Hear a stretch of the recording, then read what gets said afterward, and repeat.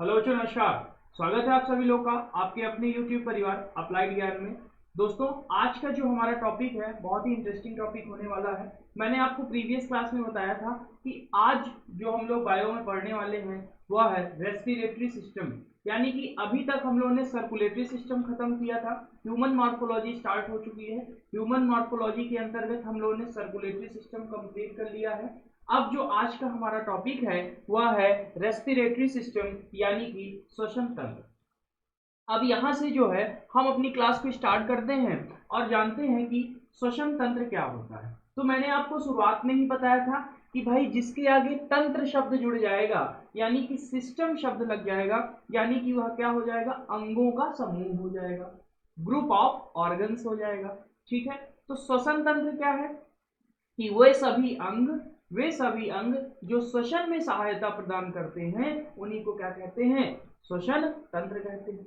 उसी समूह को क्या कह देंगे हम लोग, श्वसन तंत्र कह देंगे। यानी कि वे सभी अंग जो श्वसन में सहायता प्रदान करेंगे उसी के समूह को ही हम श्वसन तंत्र कह देते हैं। इतनी चीजें तो आप क्लियर है, आपको समझ में आ रही होंगी।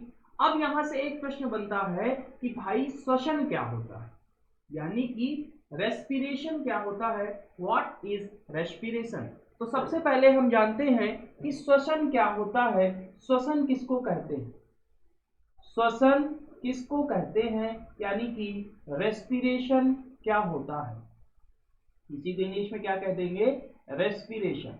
तो पहली हेडिंग जो आपकी पड़ेगी, जो पहली हेडिंग आपको लिखना है अपनी कॉपी में, वह लिखना है श्वसन के बारे में, रेस्पिरेशन के बारे में। देखिए जनरली क्या होता है कि आप लोग से अगर परिभाषा पूछी जाती है कि श्वसन क्या है, अब यहां से तो मैं पूछ नहीं सकता हूं।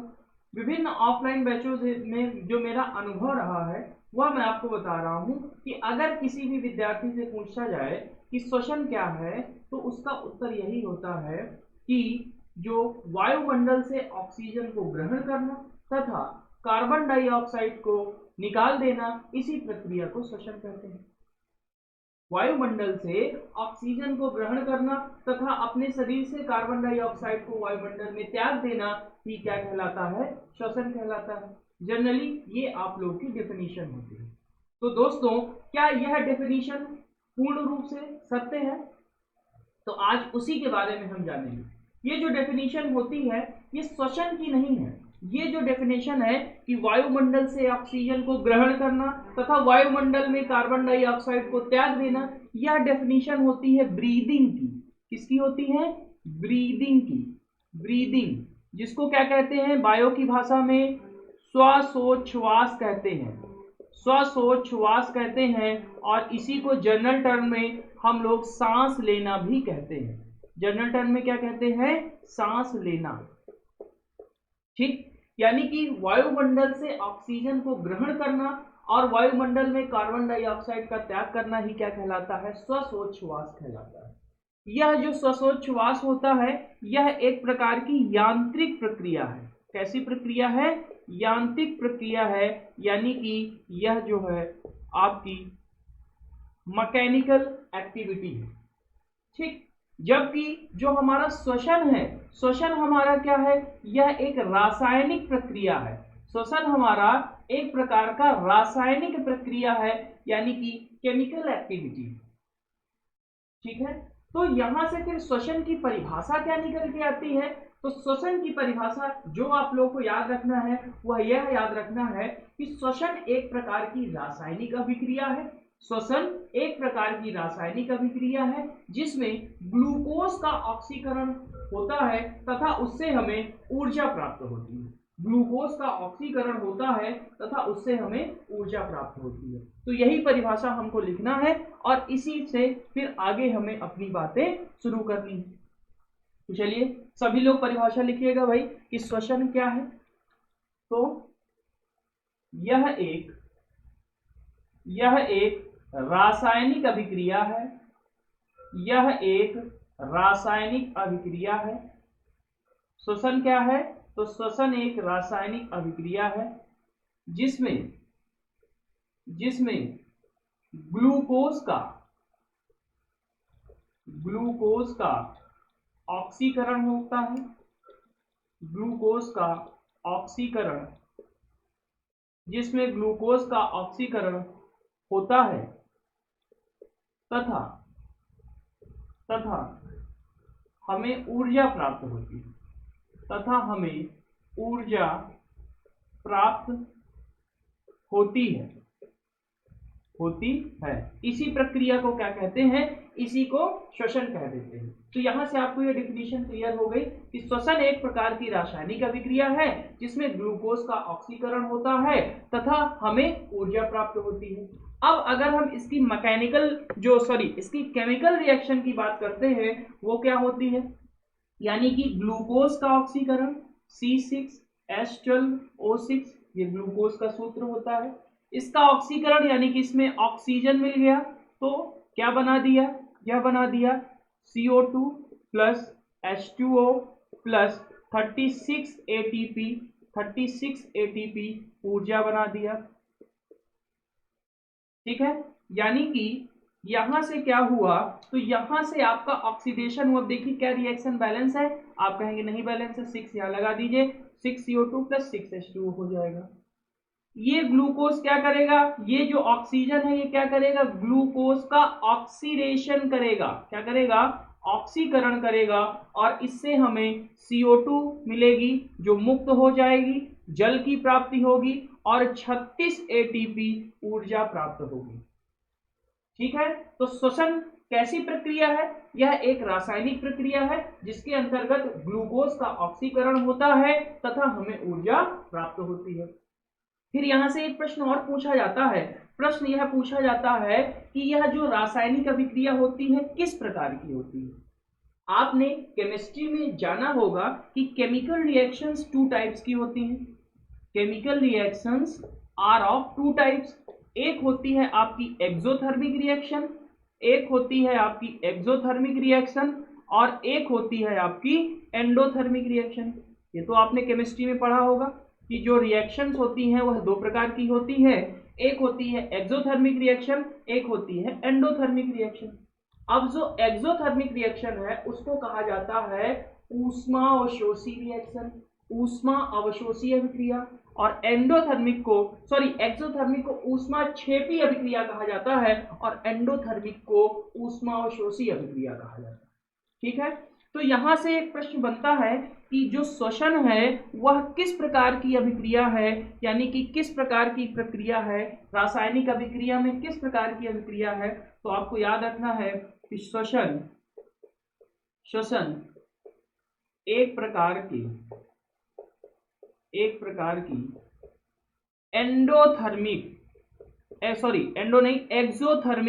एक्सोथर्मिक यानी कि ऊष्माक्षेपी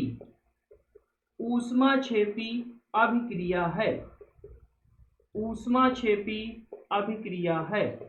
श्वसन कैसी अभिक्रिया है? तो श्वसन एक प्रकार की ऊष्माक्षेपी अभिक्रिया है। तो यहां से आपने जान लिया श्वसन के बारे में, एकदम आपका कॉन्सेप्ट क्लियर हो गया।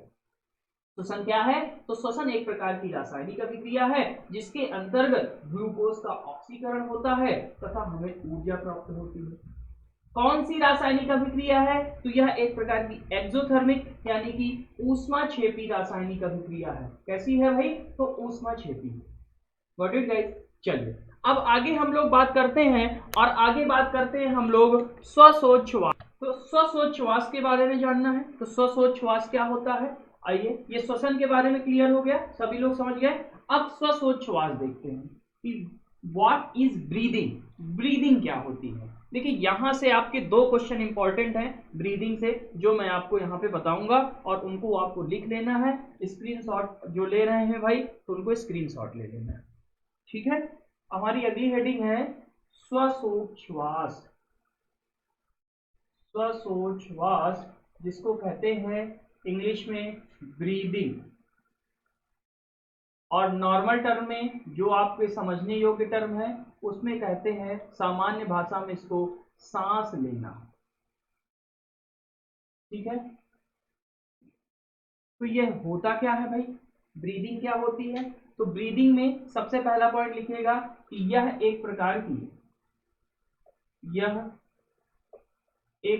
की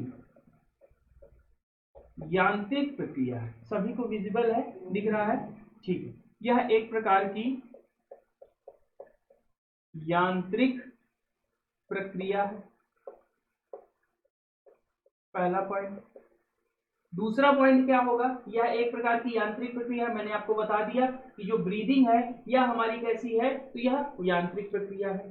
ठीक, अब दूसरा पॉइंट आपको क्या याद रखना है? दूसरा यह याद रखना है कि वायुमंडल में किसी जीव के मध्य गैसों का आदान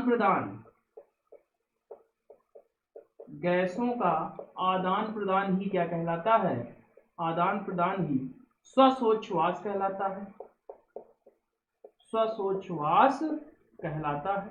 यानी कि वायुमंडल में कोई भी जीव उपस्थित है और वह जीव क्या कर रहा है? वायु में गैसों का आदान प्रदान कर रहा है, यानी कि वायु को ग्रहण कर रहा है और अपने अंदर से गैसेस निकाल रहा है। तो इसी को क्या कहते हैं? इसी प्रक्रिया को श्वासोच्छ्वास कहते हैं।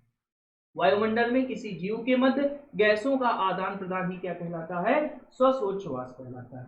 अब जो आपसे प्रश्न पूछा जाता है वह यह पूछा जाता है कि एक स्वस्थ मनुष्य 1 मिनट में कितनी बार सांस लेता है? तो एक स्वस्थ मनुष्य 1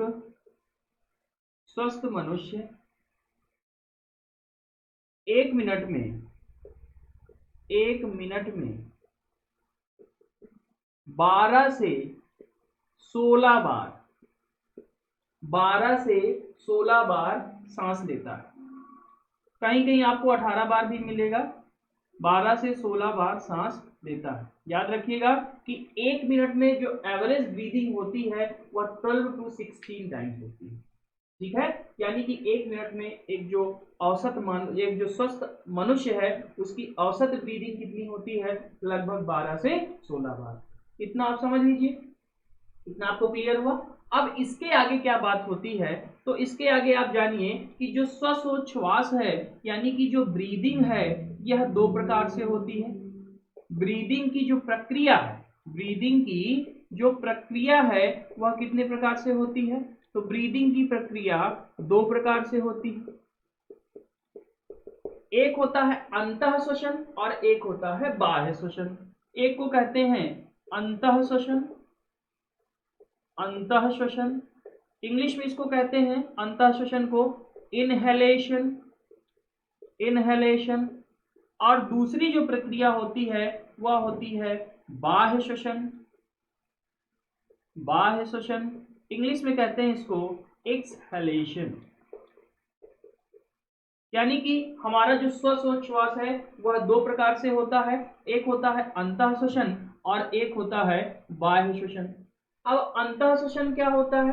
तो अंतः श्वसन यानी कि इनहेलेशन यानी कि हमने वायु को क्या कर लिया? ग्रहण कर लिया। तो इसमें इनटेक ऑफ एयर होती है, यानी कि इनटेक ऑफ एयर, वायु को क्या किया गया? ग्रहण किया गया। बाह्य श्वसन में एक्सहेल ऑफ एयर, यहां पे वायु को क्या किया गया? छोड़ा गया। तो याद रखिएगा कि अंतः श्वसन क्या होगा और बाह्य श्वसन क्या होगा। क्लियर हो गया? तो हमने ब्रीदिंग को समझा, यहाँ पे श्वासोच्छ्वास को जाना कि श्वासोच्छ्वास क्या है? एक प्रकार की यांत्रिक प्रक्रिया है। ठीक है, इसमें क्या होता है? तो वायुमंडल के मध्य जो भी कोई जीव होगा उससे परस्पर वायु का आदान प्रदान होगा, उसी प्रक्रिया को श्वासोच्छ्वास कहते हैं। श्वासोच्छ्वास प्रक्रिया कितने प्रकार की होती है? तो यह 2 प्रकार की होती है। एक होता है अंतः श्वसन, एक होता है बाह्य श्वसन। अंतः श्वसन क्या होता है? इनहेलेशन, यानी कि जब हमने वायु को ग्रहण किया, इनहेलेशन हुआ यानी कि हमने वायु को ग्रहण कर लिया।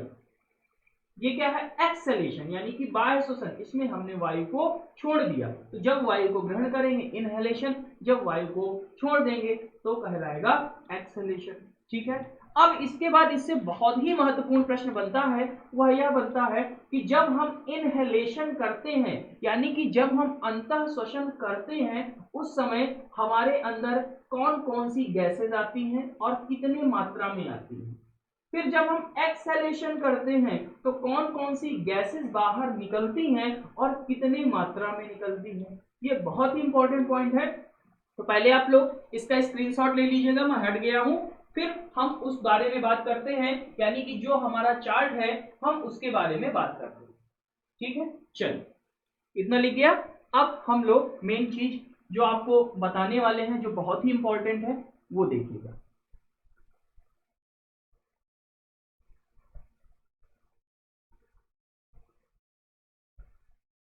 तो एक तरफ लिखिएगा इनहेलेशन यानी कि अंतः श्वसन, और एक तरफ लिखिएगा एक्सहेलेशन, एक्सहेलेशन यानी कि बाह्य श्वसन। अब इनहेलेशन में जो है, इनहेलेशन में क्या होता है, तो इनहेलेशन में हम क्या करते हैं, वायु को ग्रहण करते हैं, वायु को ग्रहण करते हैं। और एक्सहेलेशन में क्या करते हैं, तो वायु को त्याग देते हैं।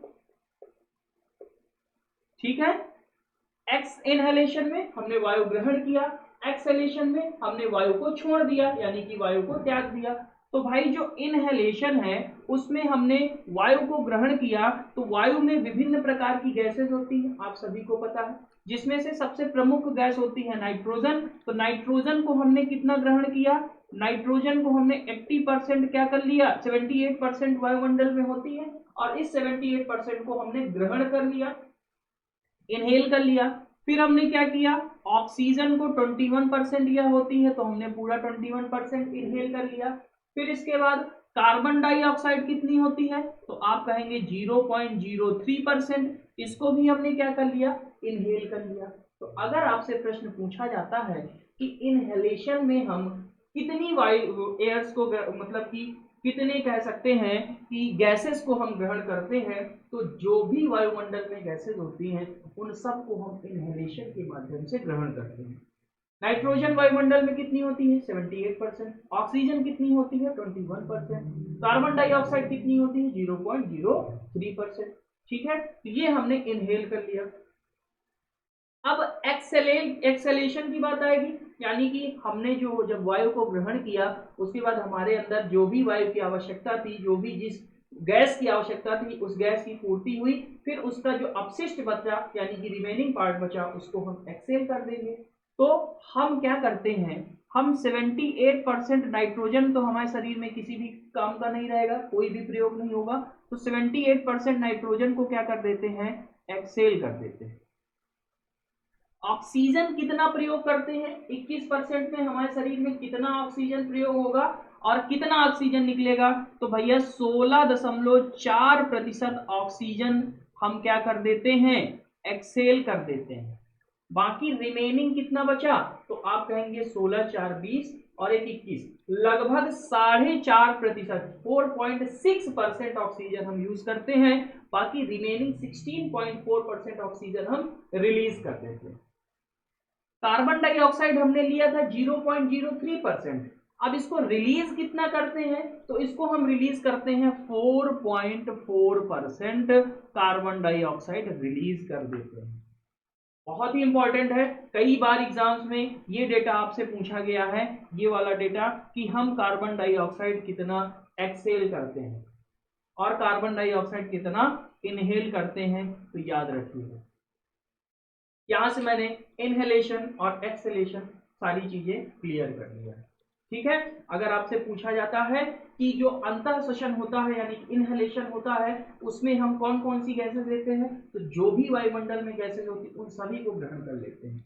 78% नाइट्रोजन को ग्रहण करते हैं, 21% ऑक्सीजन को ग्रहण करते हैं, 0.03% हम लोग CO2 को ग्रहण करते हैं। और जब हम एक्सेल करते हैं यानी कि अपनी सांस छोड़ते हैं, तो उसमें हम कौन कौन सी गैसेस को एक्सेल कर देते हैं, तो भाई हमारे शरीर में नाइट्रोजन का कोई प्रयोग नहीं होगा, यानी कि पूरी 78% नाइट्रोजन को हम त्याग देते हैं। ऑक्सीजन को कितना त्यागते हैं, लेते हैं ऑक्सीजन 21%, लेकिन त्यागते हैं 16.4%। कार्बन डाइऑक्साइड लेते हैं 0.03%, लेकिन त्यागते हैं भाई 4.4%। तो ये डेटा आपको याद रखना है, स्क्रीनशॉट ले लीजिए, ये डेटा आपके लिए बहुत ही इंपॉर्टेंट। ठीक है भाई, स्क्रीनशॉट ले लिए हैं। चलिए अब आगे हम बात करते हैं, ये जनरल चीजें थी, एक हो गई ब्रीदिंग के बारे में, दूसरी हो गई श्वसन के बारे में। अब आगे की जो बात है, अब हम यहां से मेन टॉपिक स्टार्ट करते हैं, यानी कि मनुष्य का श्वसन तंत्र, ह्यूमन रेस्पिरेटरी सिस्टम की बात करते हैं हम, कि मनुष्य के कौन कौन से श्वसन अंग होते हैं, उनके क्या क्या कार्य होते हैं, और उन कार्यों में कैसे श्वसन प्रक्रिया संभव होती है। तो अब हेडिंग डालना है आपको, मनुष्य का श्वसन तंत्र, यानी कि इसी को कहते हैं ह्यूमन रेस्पिरेटरी सिस्टम।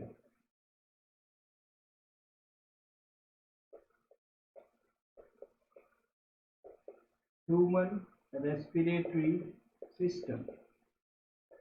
तो जो मनुष्य का श्वसन तंत्र है, तो इसके अंतर्गत कौन कौन से अंग भाग लेते हैं। सबसे पहले ये जान लीजिए कि जो मनुष्य के श्वसन तंत्र में कौन कौन से अंग भाग लेते हैं। तो सबसे पहला होता है नासाद्वार,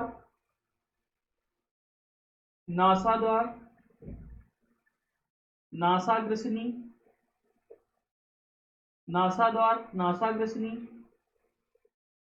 ठीक है, नासाद्वार को इंग्लिश में क्या कहते हैं, तो नासाद्वार को नॉस्ट्रिल कहते हैं, नासाग्रसनी को क्या कहते हैं, नेजोफेरिंक्स कहते हैं।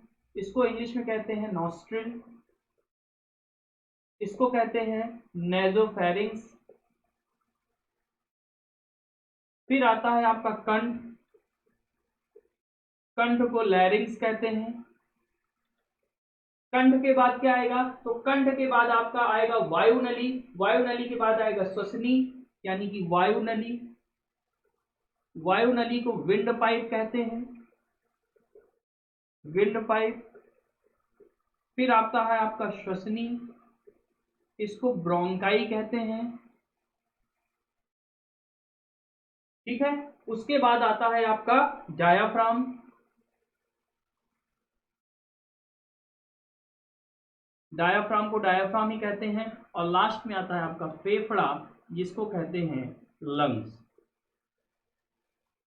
तो ये मेजर 6 आर्गन है जो मानव शरीर के श्वसन तंत्र में भाग लेते हैं। ठीक, कौन कौन से, नासाद्वार, नासाग्रसनी, कंठ, वायुनली, श्वसनी, डायाफ्राम और फेफड़ा। ठीक, तो ये कितने हो गए, 1 2 3 4 5 6 एंड 7।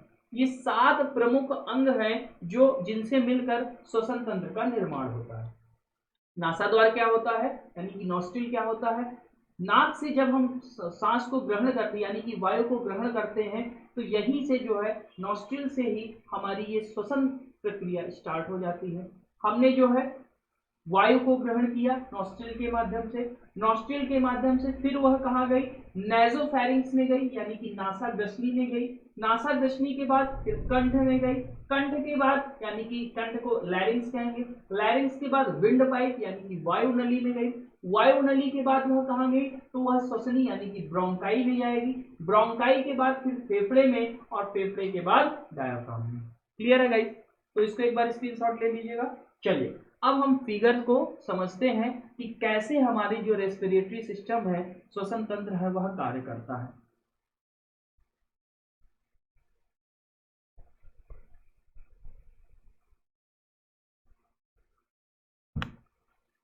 तो मैं यहां से बना रहा हूं फिगर,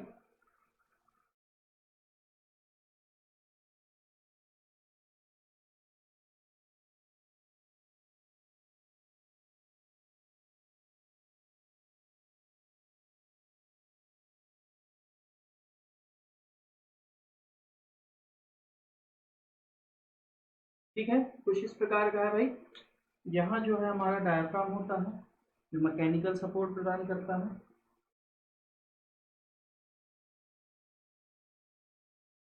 ठीक, अब इसकी जो ये जो हार्ट होता है, तो इधर जो है लेफ्ट वाला, सॉरी हार्ट कह रहा हूँ, ये जो आपका लंग्स होता है, ये इधर जो है राइट वाला पोर्शन होता है, और इधर जो है लेफ्ट वाला पोर्शन होता है, यानी कि यह आपका राइट लंग होगा, राइट लंग, यह आपका लेफ्ट लंग होगा। ठीक, अब ये जो राइट लंग होता है यह कितने चैम्बर का होता है? तो यह 3 खंडों में विभाजित होता है। कितने खंडों में विभाजित होता है? तो यह 3 खंडों में विभाजित होता है, यानी कि यहाँ पे इसके 3 पार्ट होते हैं, फर्स्ट, सेकेंड, थर्ड। ये जो लेफ्ट वाला होता है इसके कितने पार्ट होते हैं? इसके 2 पार्ट होते हैं, यह 2 पार्ट में विभाजित होता है, यानी कि 4, 5। ओवरऑल जो हमारा लंग है वह कितने भागों में विभाजित होगा? 5 भागों में, जिसमें से जो राइट वाला भाग है यानी कि जो दाहिना भाग है वह 3 पार्ट में विभाजित होता है, और जो लेफ्ट वाला भाग है वह 2 पार्ट में विभाजित होता है। अब इन्हीं में क्या होता है? तो इन्हीं में जो है गुब्बारे नुमा संरचना पाई जाती है, गुब्बारे नुमा संरचना पाई जाती है, जिसको हम लोग वायु कोष्ठ कहते हैं, या इसी को हम लोग एल्वियोली कहते हैं। ये क्या है भाई? यही है एल्वियोली, और यहीं पे आके वायु भर जाती है। इसी एल्वियोली में वायु क्या हो जाएगी? भर जाएगी। और एल्वियोली को ही क्या कहा जाता है? तो एल्वियोली को जो है, एल्वियोली को फंडामेंटल यूनिट कहा जाता है लंग्स की। ठीक, यहां भी इसी प्रकार एल्वियोली भरी होगी, यानी कि एल्वियोली हमारी लंग्स की क्रियात्मक और संरचनात्मक इकाई कहलाती है। जिस प्रकार किडनी की क्रियात्मक और संरचनात्मक इकाई नेफ्रॉन होती है, उसी प्रकार लंग्स की क्रियात्मक और संरचनात्मक इकाई क्या होती है? एल्वियोली होती है, यानी कि structural and functional unit lungs की क्या होगी? तो आप कहेंगे एल्वियोली, हिंदी में इसको कहेंगे वायु कोष्ठ। ठीक, अब इसकी लेबलिंग करते हैं। ये है हमारा डायाफ्राम। डायाफ्राम, डायाफ्राम का क्या कार्य होता है? तो यह मैकेनिकल सपोर्ट प्रदान करता है, किसको? हमारे लंग्स को। अब यहां से जो है, यहां से आपके ये जो है बाहर का कवरिंग होता है, जिसको प्लूरा कहा जाता है, आउटर कवरिंग ऑफ लंग्स, जिसको क्या कहते हैं? प्लूरा कहते हैं। ये प्लूरा क्या करता है? तो यह जो है एक सुरक्षात्मक आवरण प्रदान करता है फेफड़े को बाह्य आघातों से बचने के लिए। तो ये बहुत पूछा जाता है, याद रखिएगा। ये जो है प्लूरा है, क्या कहते हैं इसको? प्लूरा। ये क्या करता है? तो यह बाह्य आवरण प्रदान करता है, बाह्य आवरण, जो एक प्रकार का सुरक्षात्मक आवरण के रूप में कार्य करता है। अब देखिए, जो ऊपर वाला भाग है, यानी कि इसको कहते हैं हम लोग कंठ। कंठ, इंग्लिश में इसको क्या कहा गया था? लैरिंग्स। कंठ के बाद क्या होता है? तो कंठ के बाद ये जो पोर्शन है, ये वाला पोर्शन, इसको वायु नली कहते हैं। वायु नली यानी कि विंड पाइप कहते हैं। और वायु नली के बाद ये जो 2 पार्ट में बिखर जाता है, इसको श्वसनी कहा जाता है, यानी कि ब्रोंकाई कहा जाता है। इसको क्या कहा जाता है? श्वसनी, जिसको इंग्लिश में ब्रोंकाई कहा जाता है। अब ये वायु नली एक ट्यूब लाइक स्ट्रक्चर होता है, तो ये ट्यूब आपस में चिपके ना, इसके लिए यहाँ पे कुछ कार्टिलेज होते हैं, ये सी आकार के कार्टिलेज होते हैं, और आपसे अक्सर एग्जाम में पूछे जाते हैं कि ये सी आकार के कार्टिलेज को क्या कहा जाता है? तो इनको हाइलिन कार्टिलेज कहा जाता है। क्या कहा जाता है? हाइलिन कार्टिलेज, या इसी को हिंदी में कहते हैं हाइलिन उपास्थि, और इंग्लिश में कहते हैं हाइलिन कार्टिलेज। ठीक है, अब उसके बाद ये 2 भागों में विभाजित हो जाती है श्वसनी। एक तरफ जो है आपका राइट लंग हो जाता है, और एक तरफ आपका लेफ्ट लंग हो जाता है। ठीक, और ये जब आप तो समझी गए कि ये क्या है? तो ये एल्वियोली है, इनको कहा जाता है एल्वियोली। एल्वियोली यानी कि हिंदी में वायु कोष्ठ कहा जाता है। तो ये हमारा जो है कंप्लीट डायग्राम होगा ह्यूमन रेस्पिरेटरी सिस्टम का। अब ये कार्य कैसे करेगा वो आपको बता देते हैं। देखिए, हमने क्या किया? हमने वायु को ग्रहण किया। ठीक, वायु को ग्रहण किया किसके माध्यम से? नॉस्ट्रिल्स के माध्यम से। नॉस्ट्रिल्स यानी कि नासा द्वार के माध्यम से। फिर वायु कहाँ गई? नासा ग्रसनी में, यानी कि नेजोफेरिंग्स में गई। नाइजोफेरिंग्स की बात कंठ में आई, कंठ में हमने नॉस्ट्रिल और जो है नाइजोफेरिंग्स नहीं बनाया है, उसको आपको इमेजिन करना है। ठीक, तो वायु नॉस्ट्रिल, नॉस्ट्रिल्स के बाद नाइजोफेरिंग्स में आई, नाइजोफेरिंग्स के बाद जो है कंठ यानी कि लैरिंग्स में आ गई। लैरिंग्स में जब वायु प्रवेश करती है, वायु यानी कि मिक्सचर ऑफ गैसेस, वो मिक्सचर ऑफ गैसेस जब यहाँ पे प्रवेश करती है तो यहाँ पे पाई जाती है वायुनली यानी कि विंड पाइप। इस विंड पाइप में सी लाइक स्ट्रक्चर होता है जिसको कहा जाता है हाइलिन कार्टिलेज यानी कि हाइलिन उपास्थि। ये क्यों प्रेजेंट होता है, यह इस वजह से प्रेजेंट होता है जिससे यह जो ट्यूब है, यह जो विंड पाइप है आपस में चिपके ना, इसी वजह से यहाँ पे यह कार्टिलेज उपस्थित होता है। यहां से फिर दो भागों में विभाजित हो जाती है ब्रोंकाई यानी कि श्वसनी, और यही दो भाग एक बन जाता है राइट लंग और एक बन जाता है लेफ्ट लंग। राइट लंग कितने चैम्बर का होता है, तो यह 3 चैम्बर का होता है। लेफ्ट लंग कितने चैम्बर का होता है, तो यह 2 चैम्बर का होता है। राइट लंग में एल्वियोली पाई जाती है और लेफ्ट लंग में भी एल्वियोली पाई जाती है। इन एल्वियोलियों को हिंदी में वायुकोष्ठ कहते हैं और यही हमारे फेफड़े की क्रियात्मक और संरचनात्मक इकाई होती है, यानी कि fundamental unit, structure and functional unit होती है। ठीक है, फिर नीचे होता है डायाफ्राम। डायाफ्राम क्या करता है, तो हमारे लंग्स को मैकेनिकल सपोर्ट प्रदान करता है यानी कि यांत्रिक आधार प्रदान करता है। और इसके ऊपर बाह्य आवरण होता है, इस बाह्य आवरण को प्लूरा कहा जाता है, जो हमारे जो लंग्स हैं, जो हमारे फेफड़े हैं, इनको बाह्य आघातों से बचाता है। तो इतना जो है, ये जो चित्र है ये आप अपनी कॉपी में बना लीजिएगा ह्यूमन रेस्पिरेटरी सिस्टम का। ठीक है, अब इसमें हम एक एक करके पढ़ेंगे, यानी कि कंठ के बारे में जानेंगे, वायुनली के बारे में जानेंगे, श्वसनी के बारे में जानेंगे, फेफड़ों के बारे में जानेंगे और डायफ्राम के बारे में जानेंगे। ठीक है भाई, चलिए तो इसका स्क्रीनशॉट ले लीजिए भाई, मैं हटा जा रहा हूं और जो भाई बना रहे हैं वो बना ले, 1 सेकेंड में आप स्क्रीनशॉट ले लीजिए और बना रहे हैं तो आप बना लीजिए। चलिए ठीक है भाई, बना लिया सभी ने, स्क्रीनशॉट ले लिया, बहुत अच्छा। अब आगे मूव ऑन करते हैं। अब यहां से एक एक चीजें हम लोग को समझना है और उनको जो है नोट डाउन करनी है। देखिए, अगर आप नोट्स बनाएंगे तो फायदा आप ही का है, क्योंकि एग्जाम टाइम में वही आपके साथ रहेंगी, उन्हीं को आप अगर एक बार रिवाइज करके चले जाएंगे तो उससे बाहर आपको क्वेश्चन नहीं मिलेगा, ये मेरी गारंटी है। तो अब हम बात करते हैं सबसे पहले किसके बारे में, तो सबसे पहले हम बात करेंगे कंठ के बारे में। कंठ यानी कि जिसको क्या कहते हैं, लैरिंग्स कहते हैं। ठीक है, कंठ को और किस नाम से जाना जाता है, तो इसको साउंड बॉक्स के नाम से भी जाना जाता है, यानी कि यहीं से तो ध्वनि का निर्माण होता है, कंठ से ही। चलिए अब कंठ के बारे में जानते हैं, कंठ क्या होता है। तो कंठ में जब वायु की टक्कर होती है तभी तो ध्वनि उत्पन्न होती है।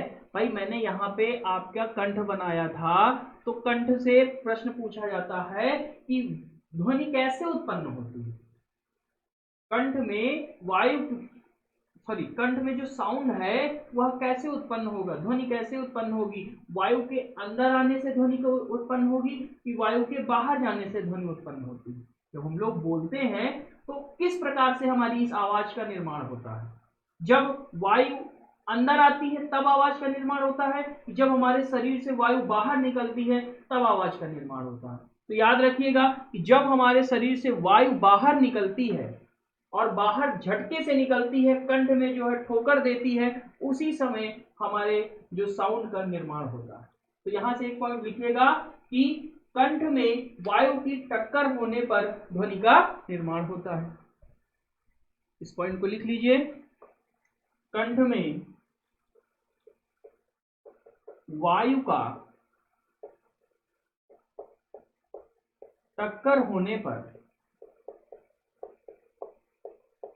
या वायु की टक्कर होने पर ध्वनि का निर्माण होता है।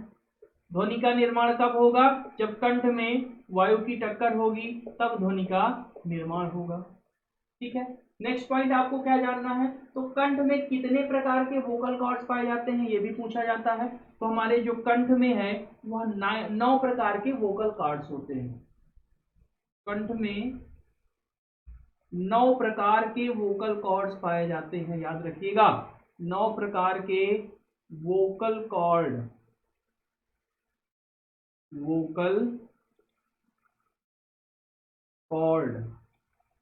पाए जाते हैं।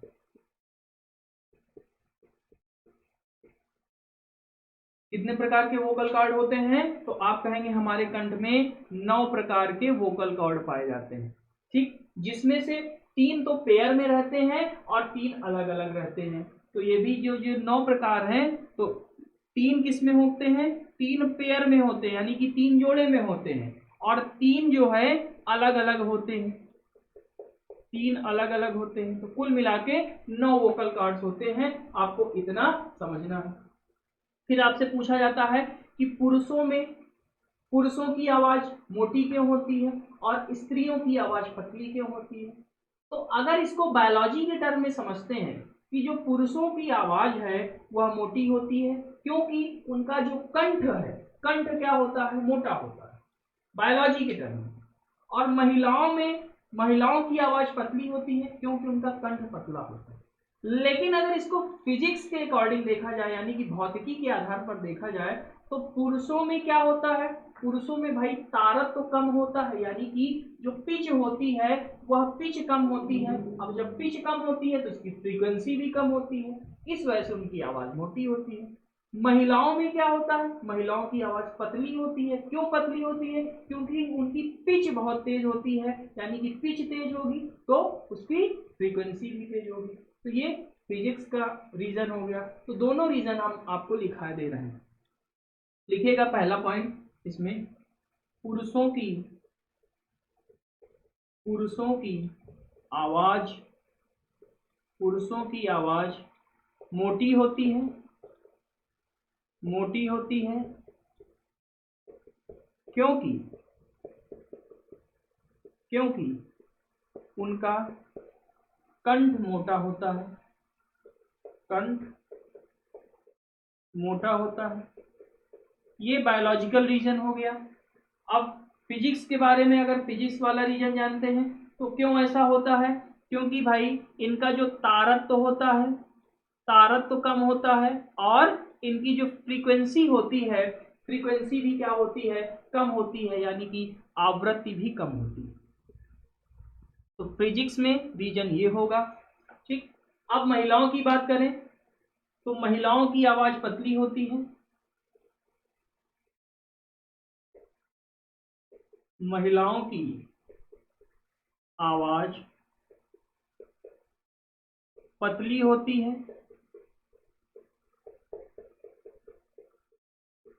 क्योंकि इनका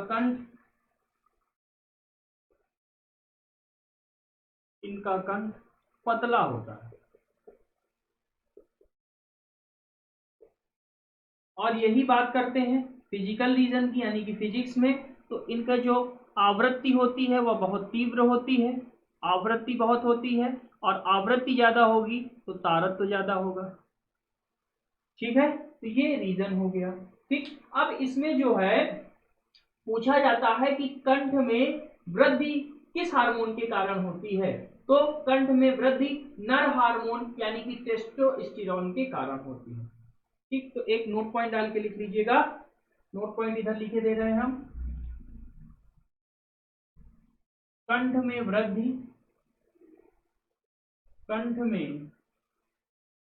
वृद्धि नर हार्मोन टेस्टोस्टेरोन के कारण होती है, टेस्टोस्टेरोन के कारण होती है। ये आप इस नोट पॉइंट को याद रखिएगा, बहुत ही इंपॉर्टेंट है कि कंठ में वृद्धि किसके कारण होती है? तो कंठ में वृद्धि नर हार्मोन टेस्टोस्टेरोन के कारण होती है। तो यहां तक जो है हम लोगों ने समझा। अब वीडियो को ज्यादा लंबा नहीं खींचेंगे, अगली क्लास में फिर इसके आगे, यानी कि हम लोग विंड पाइप के बारे में जानेंगे, ट्रैकिया के बारे में जानेंगे, लंग्स के बारे में जानेंगे, और फिर एक वहां से एक प्रश्न बनता है कि विभिन्न जीव जंतुओं के जो अंग होते हैं, यानी कि जो कह सकते हैं कि श्वसन अंग होते हैं, वो पूछे जाते हैं। जैसे कि जो है पूछा जाता है कि मकड़ी का श्वसन अंग क्या होता है? तो बुक लंग होता है। ठीक है। इसका काकरोच का क्या होता है, तो ट्रैकिया होता है। ये सारे एग्जाम्स में आपसे पूछे जाते हैं और ये सारे मैं आपको बताऊंगा। तो अगली क्लास में इन सब के बारे में जिक्र होगी। आज की जो क्लास थी उसको हम समअप करते हैं भाई, 2 मिनट में आपको समझा देते हैं कि आज हमने क्या क्या पढ़ा। सबसे पहले हमने श्वसन तंत्र स्टार्ट किया। श्वसन तंत्र में हमने सबसे पहले किसके बारे में जाना, श्वसन के बारे में जाना। श्वसन क्या होता है, तो श्वसन एक प्रकार की रासायनिक अभिक्रिया है जिसके अंतर्गत ग्लूकोज का ऑक्सीकरण होता है तथा हमें ऊर्जा प्राप्त होती है। यह किस प्रकार की रासायनिक अभिक्रिया है, तो यह एक एक्सोथर्मिक रिएक्शन है, यानी कि ऊष्माक्षेपी अभिक्रिया है। उसके बाद फिर हम श्वसन के बाद जाने श्वासोच्छ्वास को, यानी कि ब्रीदिंग क्या होता है। तो मैंने आपको बताया कि ब्रीदिंग एक प्रकार की यांत्रिक प्रक्रिया है। वायुमंडल में किसी भी जीव का गैसों से जो आदान प्रदान होता है उसी प्रक्रिया को श्वासोच्छ्वास कहते हैं। मनुष्य जो है 1 मिनट में लगभग कितनी बार सांस लेता है, तो 1 मिनट में लगभग 12 से 16 बार सांस ले लेता है। नेक्स्ट पॉइंट मैंने बताया था। फिर मैंने बताया था आपको कि जो श्वासोच्छ्वास है वह कितने प्रकार का होता है, तो 2 प्रकार का होता है। एक होता है अंतः श्वसन, एक होता है बाह्य श्वसन। अंतः श्वसन को इनहेलेशन कहते हैं, बाह्य श्वसन को एक्सहेलेशन कहते हैं। इनहेलेशन में यानी कि जब हम अंतः श्वसन करते हैं तो वायु को ग्रहण करते हैं, जब हम बाह्य श्वसन करते हैं तो वायु को त्याग देते हैं। तो जब हम वायु को ग्रहण करते हैं तब हम 78% नाइट्रोजन ग्रहण करते हैं, 21% ऑक्सीजन ग्रहण करते हैं तथा 0.03% कार्बन डाइऑक्साइड ग्रहण करते हैं। और जब हम वायु को त्याग देते हैं तब हम 78% नाइट्रोजन को पूरा त्याग देते हैं, 16.4% हम ऑक्सीजन को त्याग देते हैं तथा 4.4% हम कार्बन डाइऑक्साइड को त्याग देते हैं। फिर हम उसके आगे बढ़े और उसके आगे फिर हमने जाना कि जो मनुष्य का श्वसन तंत्र है उसके बारे में। मनुष्य के श्वसन तंत्र की शुरुआत कहाँ से हो जाती है, नॉस्ट्रिल्स यानी कि जो है नासाद्वार। फिर नॉस्ट्रिल्स के बाद नासाग्रसनी जिसको नेजोफेरिंक्स कहा जाता है, उसके बाद लैरिंक्स जिसको कंठ कहा जाता है, लैरिंक्स के बाद ब्रोंकाई, ठीक, जिसको श्वसनी कहा जाता है, लैरिंक्स के बाद विंड पाइप जिसको वायुनली कहा जाता है, विंड पाइप के बाद जो है श्वसनी जिसको ब्रोंकाई कहा जाता है। श्वसनी 2 भागों में विभाजित होती, एक राइट लंग और एक लेफ्ट लंग। राइट लंग कितने पार्ट में होता है, तो आप कहेंगे 3 पार्ट में होता है। लेफ्ट लंग कितने पार्ट में होता है, आप कहेंगे 2 पार्ट में होता है। फिर इनमें क्या पाया जाता है, तो एल्वियोली यानी कि वायुकोष्ठ पाया जाता है। ऊपर इनके जो है जो आवरण होता है जो इनको सुरक्षा प्रदान करता है, यानी कि फेफड़े का सुरक्षात्मक आवरण किसको कहते हैं, प्लूरा को कहते हैं। नीचे डायाफ्राम लगा होता है जो फेफड़े को क्या करता है, मैकेनिकल सपोर्ट प्रदान करता है, यानी कि यांत्रिक सहायता प्रदान करता है। फिर हमने आगे बढ़ा और आगे बढ़ते फिर हम किसके बारे में जाने, कंठ के बारे में जानकारी लिए, यानी कि लैरिंक्स के बारे में जानकारी लिए। कंठ को साउंड बॉक्स या वॉइस बॉक्स भी कहा जाता है। इससे प्रश्न पूछा जाता है कि मनुष्य में ध्वनि का निर्माण कब होता है, तो जब वायु कंठ से बाहर निकलती है तब ध्वनि का निर्माण होता है। उसके बाद मनुष्य के कंठ में कितने वोकल कॉर्ड पाए जाते हैं, तो मनुष्य के कंठ में 9 वोकल कॉर्ड पाए जाते हैं, जिसमें से 3 पेयर में होते हैं और 3 अलग अलग होते हैं। फिर उसके बाद फिर हमने जाना कि ये जो पुरुषों की आवाज होती है यह मोटी होती है। क्यों मोटी होती है, क्योंकि इनका कंठ मोटा होता है।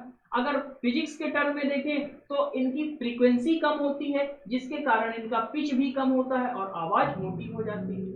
वहीं पे महिलाओं की बात करें तो महिलाओं की आवाज पतली होती है। क्यों पतली होती है, क्योंकि इनका कंठ पतला होता है।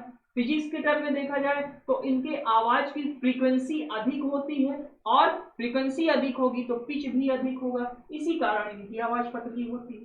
फिर आपसे प्रश्न पूछा जाता है कि कंठ में जो वृद्धि होती है वह किस हार्मोन के कारण होती है, तो आप कहेंगे कंठ में वृद्धि नर हार्मोन टेस्टोस्टेरोन के कारण होती है। तो दोस्तों आज की ये हमारी क्लास रही, यानी कि हमारा जो पहला लेक्चर था, ठीक है। और इस पहले लेक्चर में मैंने आपसे जो है भरसक प्रयास किया है कि जो पूरा रेस्पिरेटरी सिस्टम है उसकी ओवरव्यू मैं आपको समझा पाऊँ।